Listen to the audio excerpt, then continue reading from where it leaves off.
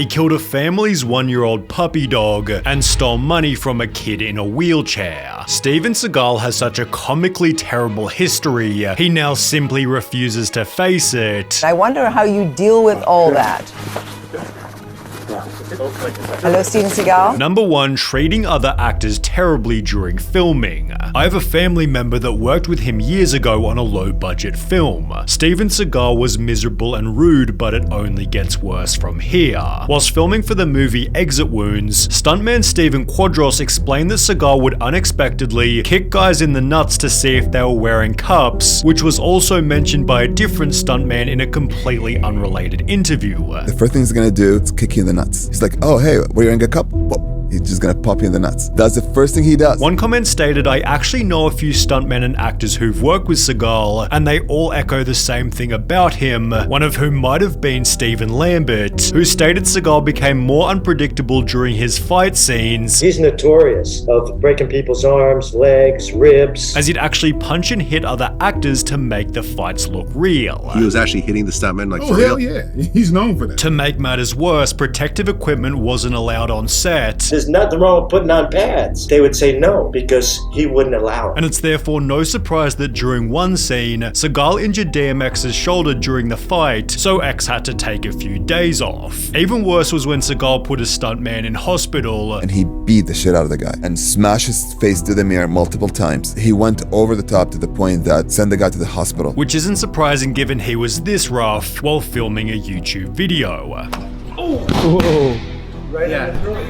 I wasn't ready. Right? As a result, actors have to be extremely careful just to appear alongside him. You gotta keep a third eye on what he's doing. And if you're not good enough, he's gonna hurt you. Although not only because of unexpected injuries. Seagal would show up on set demanding insane movie changes. Calls the director, he's like, we're changing the scene. We're gonna do the scene in Arabic. He's gonna teach me. And he's like, put this camera here, put this camera here. And I was like, everybody's like, what? While Steven Tobolowsky told a funny story where Seagal randomly stopped acting on set due to an unexpected crisis. Steven Seagal has had a spiritual awakening. He decided that he doesn't want to kill people anymore in movies. And Steven says, I think it's just bad that we keep putting this violence into the world. This resulted in a $14 million lawsuit claiming that Seagal not only regularly showed up late and left early, but also made regular unauthorized changes to the script and dialogue, which could result in the loss of millions of dollars because parts of the film's plot that were promised now cannot be delivered to the film buyers. Seagal was sued for another $60 million after repeating his actions on 4 other sets, justifying his lack of effort with the worst excuse you'll ever hear. Seagal backed out because his Buddhist guru known as Mukara said the films would create bad karma, perhaps because Seagal's also been exposed for exaggerating his skills as a fighter. Steven Seagal is in fact a black belt martial artist, however his martial art of choice Aikido has been heavily criticized for being one of those mostly impractical martial arts that has extremely limited application in real life scenarios. He is a legitimate Aikido black belt, but the martial art is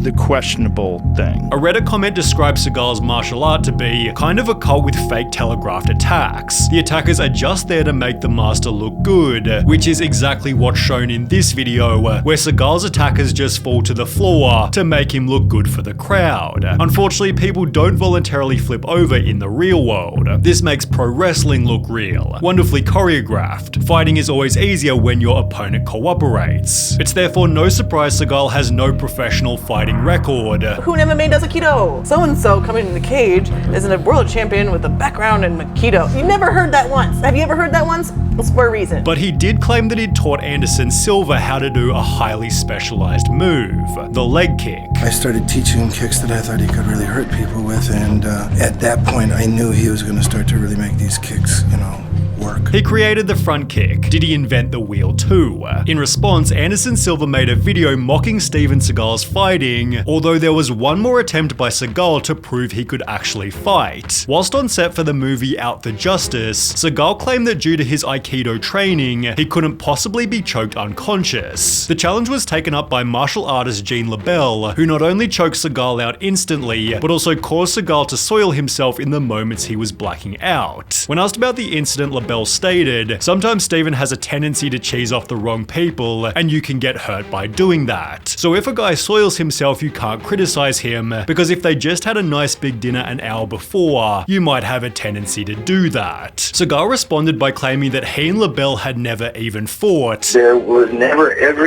any confrontation with him ever. And if Gene is saying shit like that, he should be ashamed of himself. And so if he said that, he is a pathological scumbag liar. Although nobody believes Seagal's side of the story, as he has his own list of well-documented lies. For example, Seagal made the insane claim that he was honored as the first private citizen to destroy a nuclear device, whilst also claiming he was recruited by the CIA to help carry out undercover missions. He'd explained, "You could say that I became an advisor to several CIA agents in the field, and through my friends in the CIA met many powerful people and did special works and special favors, although an investigation by a magazine found these claims were completely bogus." It also dispelled the myth that Seagal once fought the Yakuza in his dojo, as the magazine interviewed Seagal's ex-wife who stated it's a lie. He once chased a few drunks away from the dojo, but never was involved with the Yakuza. Similarly, Seagal made the claim that he was a tough kid who was feared by others, yet this was dispelled by his own mother, who stated her son was frail and suffered from asthma. He was a puny kid back then, although Seagal had a plan to clarify exactly what was fact and fiction.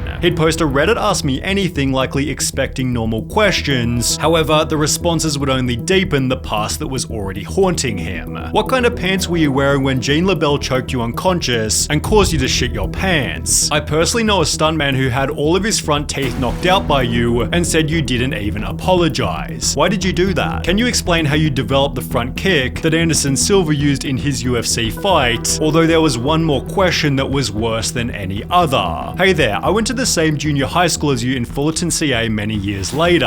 Heard some stories. The one I would like to ask you about is when your social studies teacher caught you stealing lunch money from a kid in a wheelchair. True, I didn't make this up. Seagal understandably avoided the damning questions. However, by answering some of the easy ones, he'd introduce another flaw: his massive ego. What is your current biggest drive that motivates you? I am a champion and I want to remain a champion. Seagal's overinflated self-image was best shown in this interview, where he'd implied that Van Damme wasn't a good martial artist. I think that that's a matter of opinion, that he was a champion anywhere.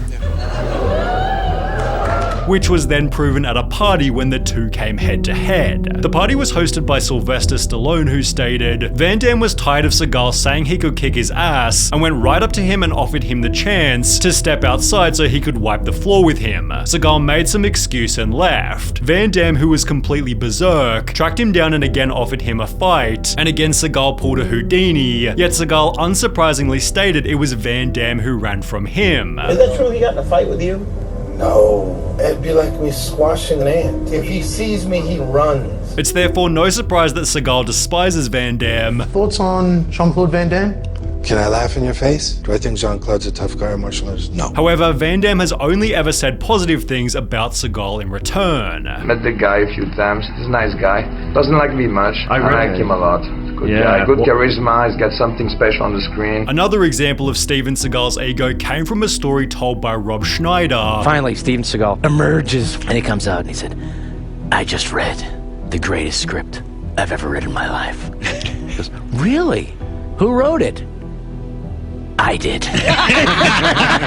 Which only becomes funnier once you realize that said best script ever was for his terrible performance on Saturday Night Live. Listen to me carefully. I don't want you to talk about anything to me anymore. I don't want you to say my name anymore. With atrocious lines such as that one, it's no surprise a long-term SNL employee called Seagal worst host by lapped every bad host. However, Seagal's hosting of another show somehow ended even worse. In 2009, Seagal told the LA Times he'd apparently been a policeman for more than 20 years, proving this by showing a black and white photo of him raising his right hand in what looks like a swearing-in ceremony, creating the impression it was taken when he first joined the department. At closer inspection, however, it appears the photo was taken 20 years and at least 20 pounds after the fact, casting doubt on whether Seagal had ever been part of the force. Regardless, this led Seagal to create a show called Lawman, where he and his crew went around apprehending criminals, often done with excessive force to make for enjoyable viewing. Well, in one episode, Seagal attempts to break up an illegal cockfighting operation by raiding a house with a tank with the goal of freeing the animals. Animal cruelty is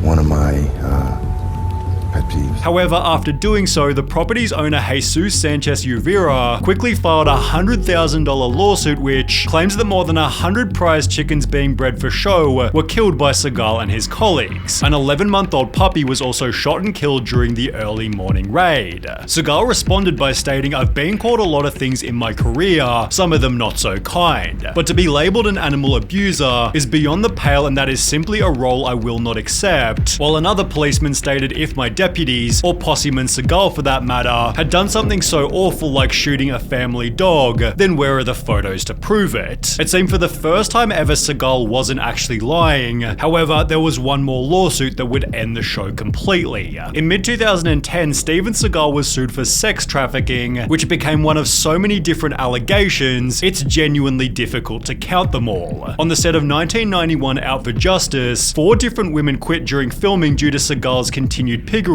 while one of the stuntmen from earlier told an equally creepy story. There's this girl sitting in a tub. She's wearing bikini, and they had to convince her that she has to come out of the tub naked. The only thing that might rival his terrible track record with women is his track record with low-rated movies, none of which receiving more than 50% on Rotten Tomatoes, or more than 5 out of 10 on IMDb. And with no new movies in the last 5 years, Seagal has opted for a modern method of generating extra income: crypto scams. That's right, ladies and gentlemen, Steven Seagal scammed people with crypto. From Team Seagal, Steven has just become the worldwide ambassador for the Bitcoin second generation cryptocurrency. Despite gaining only 150 likes, Steven was promised $250,000 in cash and $750,000 worth of B2G tokens in exchange for his promotions, which he failed to disclose to the public, resulting in a $330,000 fine. Seagal paid only $75,000 toward his debt before refusing to appear in court, then moving to Russia where he still lives now.